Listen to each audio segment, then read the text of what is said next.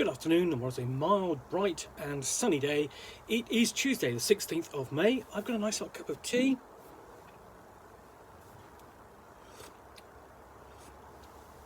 And if not a game to unbox, a role-playing supplement to unseal, this is Shackleton Expanse Campaign Guide for Star Trek Adventures, published by Modiphius Entertainment, which uses the 2D20 system for its version of Star Trek. So, into the unknown. This is where the adventure is. This is where heroes are made. Dr. Julian Bashir of Deep Space Nine fame. The Shackleton Expanse Campaign Guide for the Star Trek Adventures role-playing game presents an all-new area of the Beta Quadrant, the Shackleton Expanse. Countless worlds, wonders and mysteries await within, including strange spatial phenomena that confuse satellite life forms, as well as starship sensors, ancient alien technologies powerful enough to move or obliterate entire star systems, dangerous new species to encounter, and so much more. Even with the growing threat in the Alpha Quadrant, the Federation and the Klingon Empire endeavour to continue exploring the vast of space.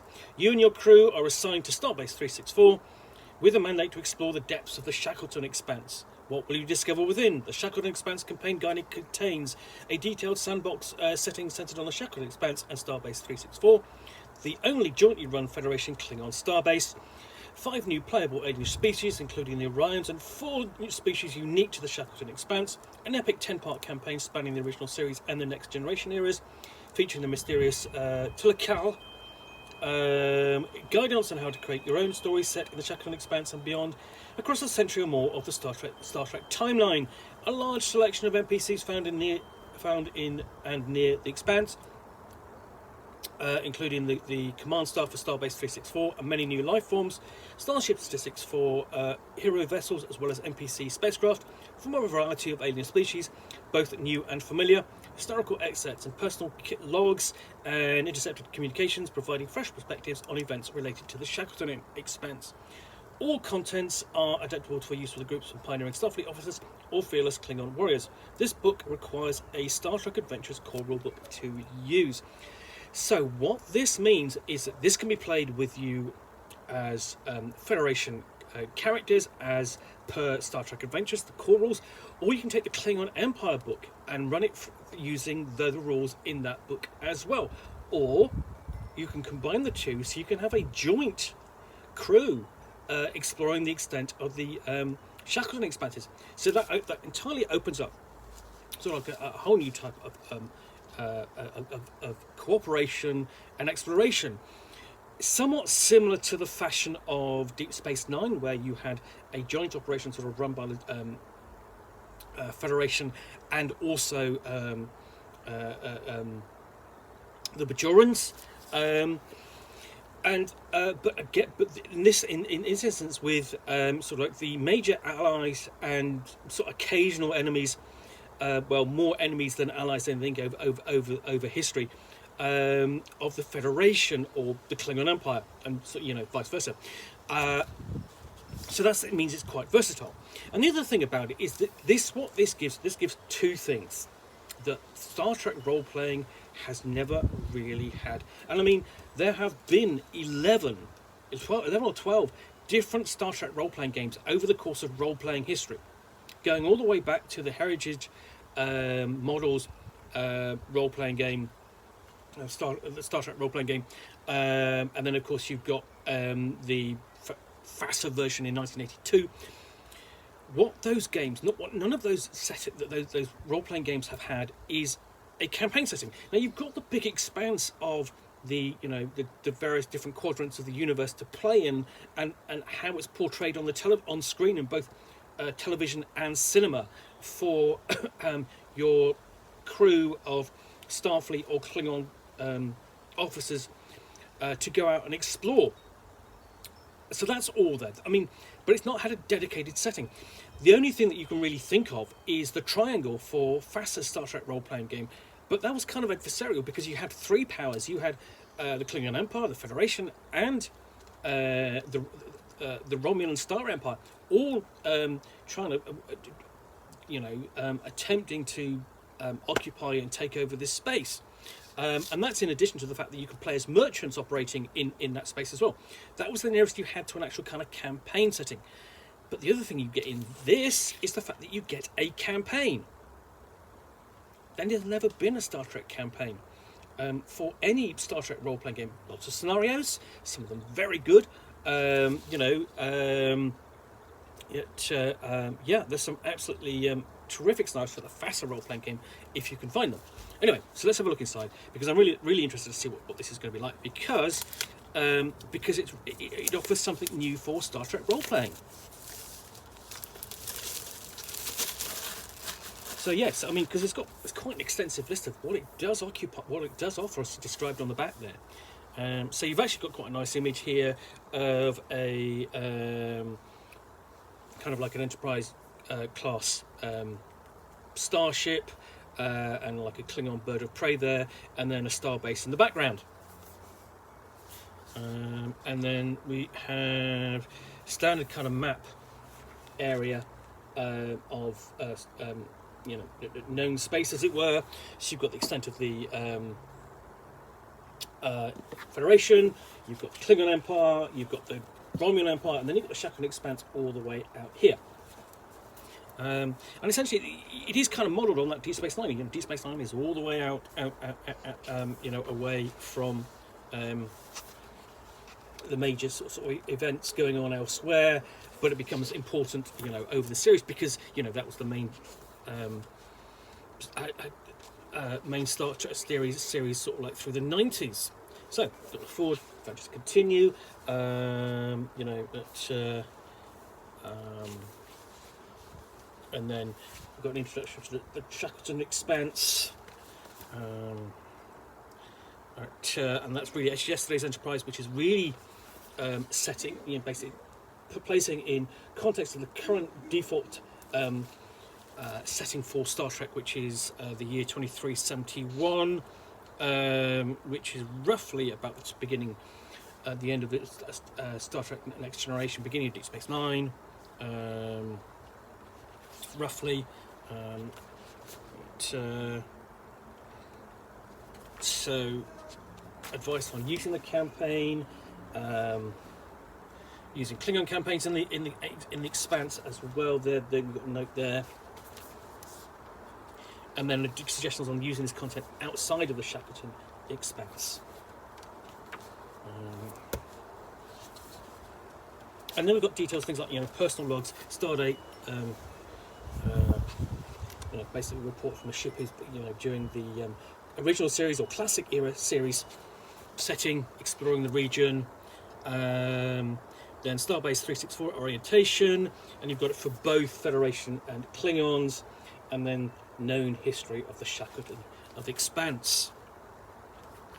An overview of sort of like known space, putting them in context. They're really kind of tiny, but it's you've got quite a lot of distance to travel to get there. And then we've got look at Starbase 364 with like an overview, sort of deck plans as well, and then 364 and the render station, and describing it in detail. Runabout designations, so you've got those as well. There's sort of little vehicles which a small crew can take and go off and explore, and then Shackleton Expanse known worlds and locations. So you've got different locations, and then we deal with the spatial phenomena, which is going to upset the apple cart, disorientate ships and crews and sensors and the like, and then a guide to using the phenomena in your game.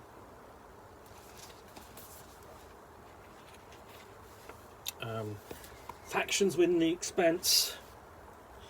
That includes this starts off with faction of the Expanse, Federation of Planets. Just a good overview. The Klingon Empire,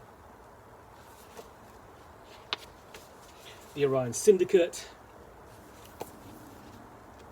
I'm a huge fan of sort of bringing that kind of element into a Star Trek game, because you know, it gives you an obvious sort of like threat to deal with your own syndicate and its criminal activities, and just the sort of things they get up to.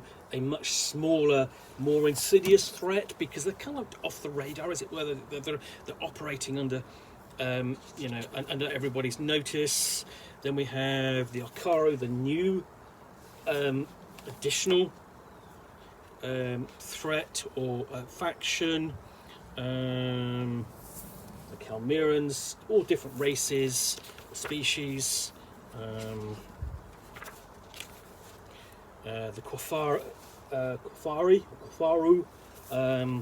Yeah, not quite sure how you pronounce that, but hey.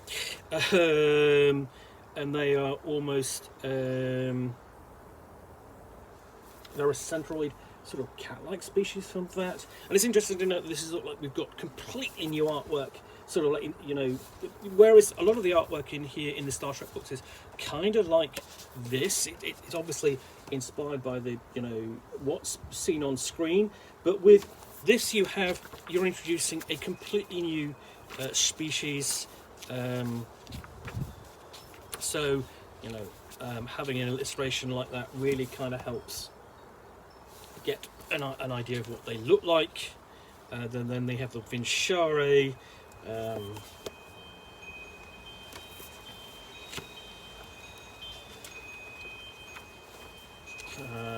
Then we have other factions, so we've got a security briefing and then an introduction to all of them and what they're doing in the region. Then we've got the player options, so you can play, you've got new life path options, mixed heritage characters, and a discussion of different areas of play for the Shackleton Expanse species. So you don't just have to play during the default period, but you can play in other ones. So here we've got the Ikaru, Calmeran, the Orions. The Calmeran actually aren't necessarily I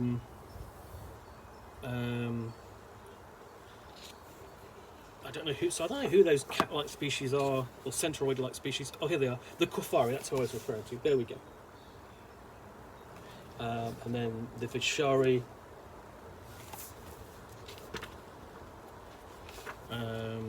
Expanse technology and gear. And then the Tilakal, which is going to be the major threat, I'm sure. And here we have a nice shot of a classic era crew. So you've got Andoran there, looks like a Tellarite and a Delton. Okay, it's got the history of the Tilakal, their worlds and locations.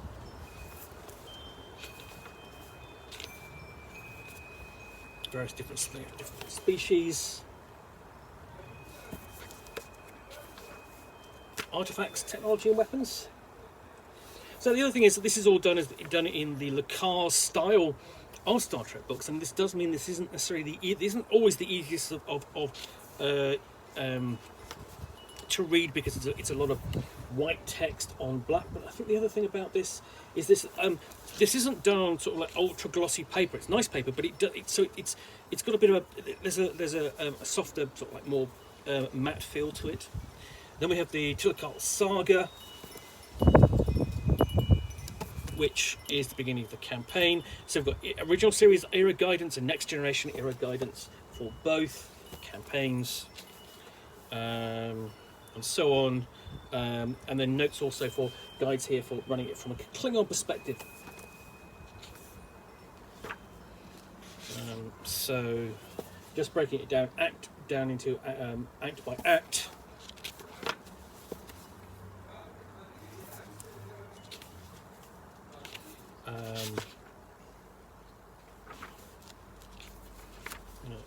So yeah, so not much necessarily to see here, but you've got the ongoing scenarios, and the scenarios these are actually done noticeably different in the graphic style. That it's designed to match that of the original series kind of content, that Modiphius Entertainment has published, including the for the tricorder version of the Modiphius rules. Also, when I say the set that comes in like is designed to look like a tricorder kind of set, little bag, and with the rules and so on in. So yeah.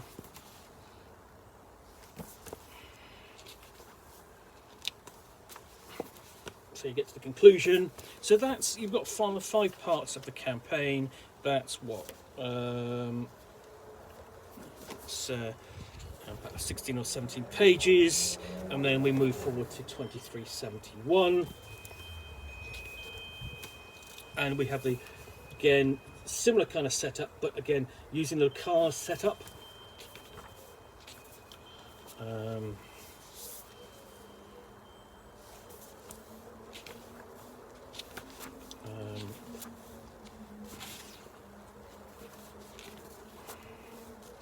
So I'm just flipping through, just you know, just okay. And then it gets to the conclusion. I'll say what happens next. Part 5. Just keep going. Just quite a lot of this information. So it's quite a lengthy campaign. You probably get, you're going to get multiple sessions of playing out through the campaign, and the campaign for the next generation is longer than the one for the original series. Certainly in terms of content in the book, because they were Tulip Carl Saga Part 7. So it's a 10-part campaign over the 2 eras, and then where the original series is sort of like 17 or so pages, the Tulip Carl Saga for the next generation is let's have a look. Just trying to look, just get to the end of it. Is actually more like 70 pages long before we get to continuing your Tulip Carl Saga, your campaign beyond the saga, and then we've got notes on Exploring the Expanse. I kind of wish that sort of like that had been sort of ran the other way. See, Exploring the Expanse is sort of like feels a bit odd to have that after the campaign, or maybe you kind of use the campaign as an introduction to the setting, get the characters involved, and then maybe this is how you continue onwards, you know, on handling campaigns with, you know, based having finished that campaign, whether, you know, that's doing campaign in the past or a campaign in the default setting. So you've got all this advice on how to use the elements you've just seen in the campaign in your own campaign, other things, you know, planning story arcs and milestones, and you've got further mission briefings and so on.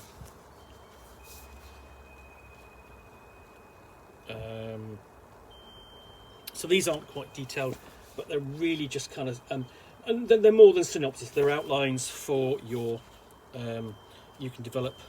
So you've got several campaign briefings for the original series, and then we go on to the campaign briefings for the 2300s for the next generation, and what I like like about this, suggest the era of play, the next generation, suggest the spotlight role, and you've got, say, for a science officer there, flip over the page, and then next one is suggest the era of play, next generation era, or any post-praxis disaster, 2293. And then we have for the chief medical officer there. That's a nice touch. So you've got several of those. Lots and lots of outlines. You really can develop these into full adventures with a bit of bit of work. Then we have allies and adversaries.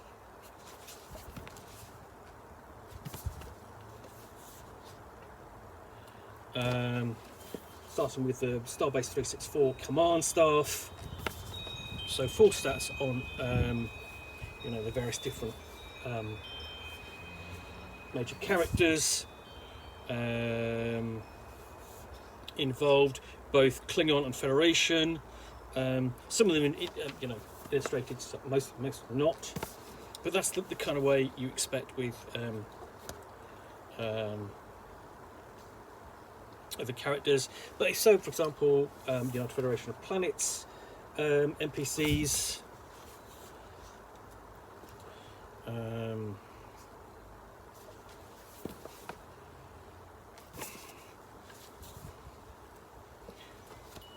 as anniversary to the Klingon Empire. And the Orion Syndicate.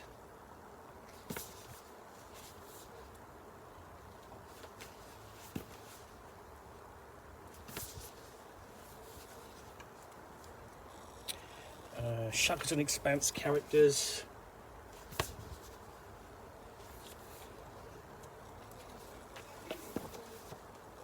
So you've got a lot in here, really quite a wide range of different characters and NPCs, all of which either figure in the campaign, or you can work them into your own campaign in the area. Tilakal NPCs.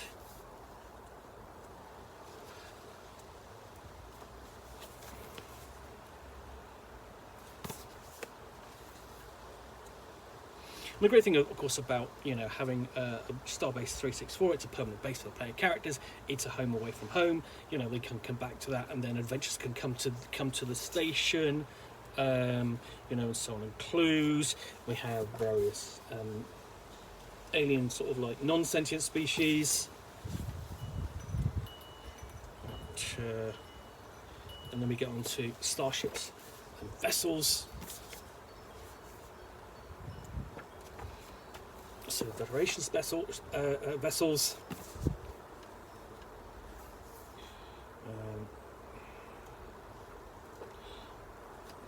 Then we've got things, for example, we have, we've got like service notes. Each of these ships is associated with some service notes as well. So USS Lexington, Constitution class. We've got the Bellerophon, which is an Intrepid class, an Akira class, Thunderchild. All recognisable kind of names from Star Trek canon, and so on. And what I meant is the Enterprise Galaxy class is what I meant. Is when I referred to the Enterprise class. That's my error. And then it does the same for Klingon ships as well.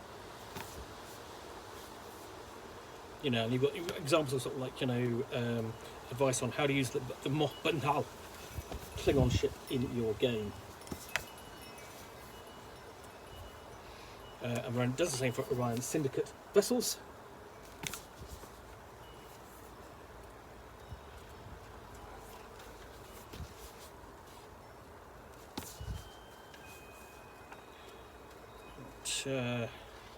We've got a Ferengi class vessel there as well. So essentially got a wide range of different types of starships that player characters will run into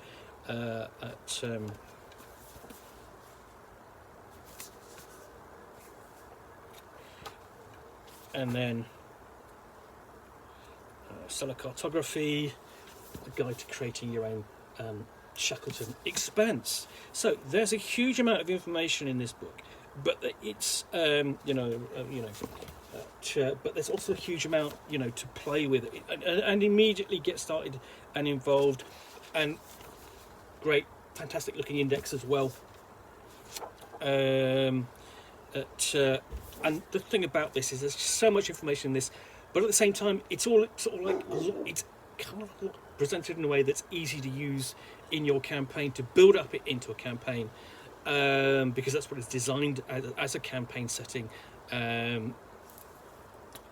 Almost ready to play. Minimum degree of preparation, because you've got a complete sort of like 2-part campaign set during 2 different eras. broken into ultimately 10 sort of individual scenarios, which will get your characters involved and playing. I think that's actually, this is kind of what you're going to what I like to see for a role-playing game, is a good campaign setting and a good campaign to go with it. I hope it's going to be good. I'm going to do a review of it at some point soon. In the meantime, I've really enjoyed looking through this, actually, because I'm a big fan of Star Trek, and I'm a big fan of the Star Trek role-playing games that have all come out over the years.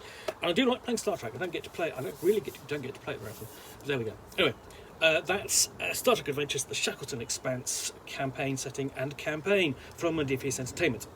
If you've enjoyed this unboxing of the Nook, then please do click on the like button down below. And of course, if you've got any comments or feedback, I do appreciate you taking the time to post those. And lastly, if you want to be alerted to get more unboxings of the Nook, where you'll see me out here, well, typically with a package containing a book or game, which I will unbox and talk about to the best extent of my knowledge for roughly 10 minutes or so, all of course accompanied by a nice hot cup of tea.